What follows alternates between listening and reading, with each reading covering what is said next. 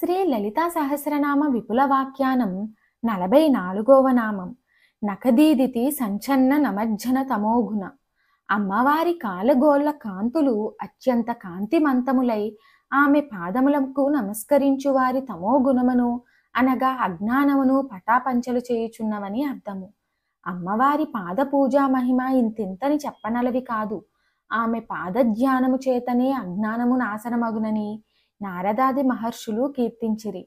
అమ్మవారి పాదములకు శిరస్సు వంచి నమస్కరించు వారి హృదయములలోనికి ఆమె పాదకాంతులు ప్రసరించి హృదయ కల్మషములను తొలగించి జ్ఞానము ఆవిష్కరింపచేయునని పురాణములు కొనియాడుచున్నవి.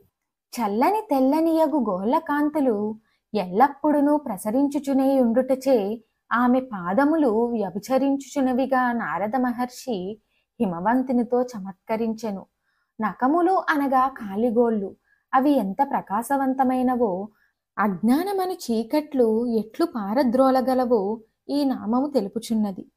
జ్యోతిష్య శాస్త్రమున శిరమునకెంత ప్రాధాన్యము కలదో పాదములకు కూడా అంత ప్రాధాన్యత కలదు. శిరములు అందలి తలపులు పవిత్రముగా నుంచుకొనువారు పాద నఖముల వరకు కూడా పవిత్రతను చేకూర్చుకొనవలెనని అమ్మవారి కాలి నఖములు తెలుపుచున్నవి. పరమ గురువుల పాద నఖములు ఇట్లే ఇండునని దర్శించిన వారు తెలుపుదురు. మరిన్ని ఆధ్యాత్మిక విషయాల కోసం మా ఛానల్ను సబ్స్క్రైబ్ చేయండి. వీడియో నచ్చితే లైక్ చేయండి, షేర్ చేయండి, కామెంట్ రూపంలో మీ అభిప్రాయాన్ని తెలియచేయండి.